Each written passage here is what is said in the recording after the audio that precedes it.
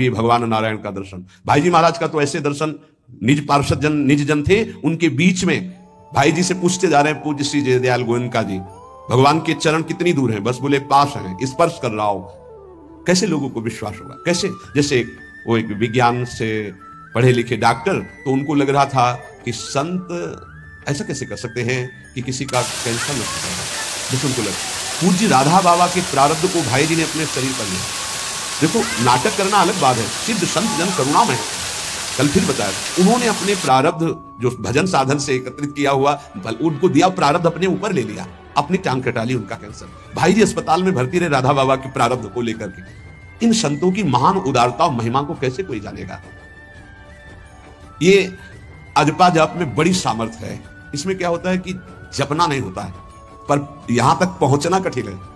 पीछे बताया गया था कि इतने समय तक अगर आप वैखरी से भजन करें, परसों ही शायद चर्चा हुई थी, फिर आपके कंठ से चलने लगेगा, फिर आपके हृदय से चलने लगेगा, फिर नाभि से चलने लगेगा।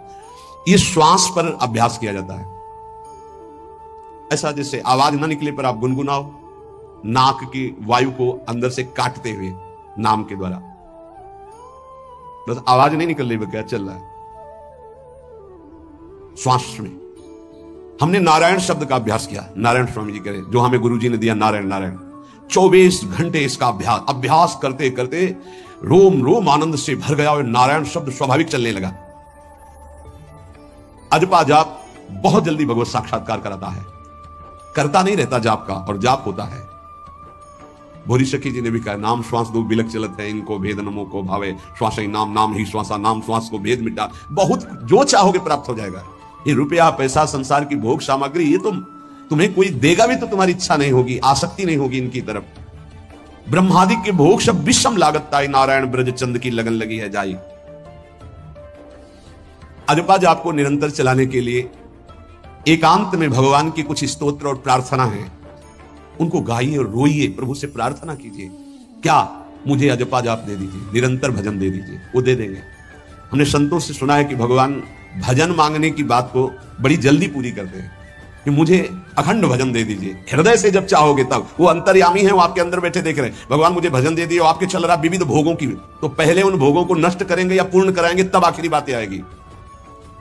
जब विभीषण जी श्री भगवान के सन्मुख गए तो भगवान ने सबसे पहली बात पूर्ण की, जो लंका में चलते समय भाव आया था कि भगवान के चरणों का आश्रय लेकर उनके बाहुबल से इस रावण का विनाश करके जिस सिंहासन पर बैठकर इसने लात मारी, यहीं बैठूंगा आके।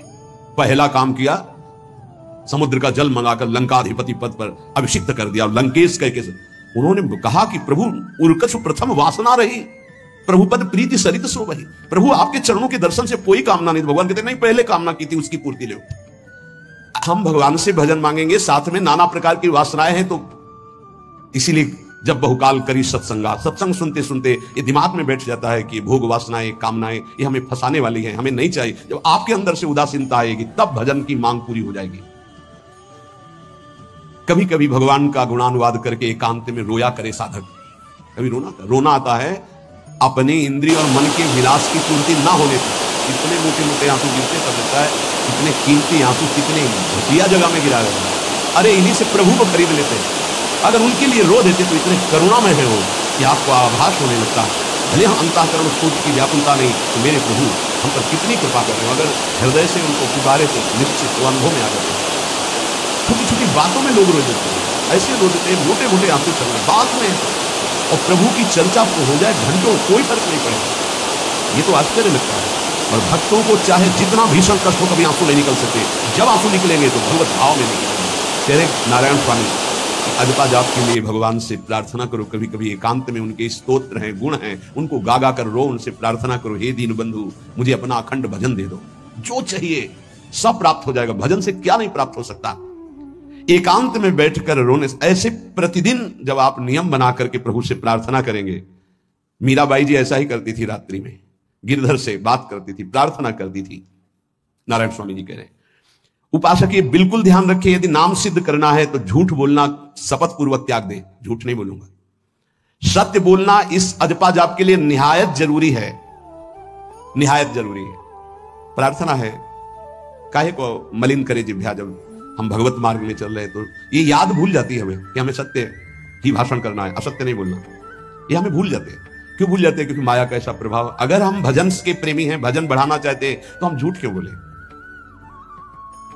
सारे जगत में जो भी तुम्हारे सामने आवे, दृष्टि से उसको जरूर देखकर एक बार प्रणाम करो, मेरे प्रभु इस जीव जंतु के रूप में, जड़ के रूप में, चैतन्य के रूप में। इससे तुम्हारे हृदय में पवित्रता बढ़ेगी, अजपा जाप चलने में सहायक होगा। सत्य बोलना, भगवान से एकांत में रोकर प्रार्थना करना, सबके प्रति भगवत भाव रखकर प्रणाम करना, जिससे तुम्हारा कहीं दोष दर्शन नहीं होगा। किसी के मन को दुखाने वाली कभी बात न कहे, किसी को दुर्वचन न कहे, किसी का वैर भाव अपने हृदय में स्वीकार न करे। यह साधन मैंने स्वयं किया है नारायण की कृपा से। इस दास को वेदांत का भी पूरा ज्ञान है और भक्ति मार्ग का भी। दोनों का आखिरी भाव समदर्शिता है, चाहे भक्ति से चाहे ज्ञान से। सब में ब्रह्म देखना, सब में वासुदेव देखना, सब में इष्ट देखना। भक्ति विषय में भजन और ज्ञान विषय में नारायण, ये दोनों बात भक्त में होनी चाहिए। भक्ति का प्रथम और अंतिम विश्राम भजन, हर समय भजन चलना, और आंतरिक ज्ञान का विषय सब में हमारे इष्ट देव। ये दो बातें जरूर होनी चाहिए परिपक्व भजनानंदी होने के लिए। अगर भगवान की प्राप्ति करनी है तो ये दो बातें बड़ी जोर की है, भजन निरंतर और जिसके भी सानिध्य में आए उसमें भगवत भाव करना। मेरे नारायण ने मुझसे कहा, वो फरमाया कि उनके पीछे पीछे मैं चलता हूं जो मेरे ऐसे भजन करने वाले भक्त होते हैं। और श्री कृष्णचंद्र जी ने दयालुता में भागवत में कहा, अनुब्रजाम में हम नित्यम पूयत्यं गुरेण भी। मुझे बहुत रोना आता है बात सुनकर के कि दास की चरण रज के लिए स्वामी पीछे पीछे डोलता है। किस भक्त के पीछे? जो दो बातें यहां कही, जो निरंतर नाम जप करता है और सब में भगवत भाव रखता है। तो भगवान नारायण ने स्वामी नारायण स्वामी से कहा कि मैं उसके पीछे पीछे डोलता हूं कि उसकी चरण रज मेरे ऊपर पड़ जाए। और भगवान श्री कृष्णचंद्र जी ने कहा, निरपेक्षम मुनिम शांतम निर्वैरम सम दर्शनम। निरपेक्ष, जो किसी की अपेक्षा नहीं रखते, किसी से कोई संबंध नहीं, स्वार्थ का। मुनिम, जो निरंतर मंत्र का नाम का मनन करते रहते हैं। शांतम, हर द्वंद्व की प्रहार स्थिति में वो शांत रहते हैं, विचलित नहीं होते। निर्वैरम, कोई उनसे वैर करे तो भी वो उससे वैर नहीं करते। और समदर्शी, सब में अपने इष्ट को देखते। ऐसे संतों के पीछे में भगवान कहते हैं उनकी चरण रज लेने के लिए हर समय पीछे पीछे रहता हूं। अहिंसा परमो धर्मा शास्त्रों में वर्णन किया गया है, इसलिए किसी भी जीव को कष्ट नहीं पहुंचाना है। गर्दन झुका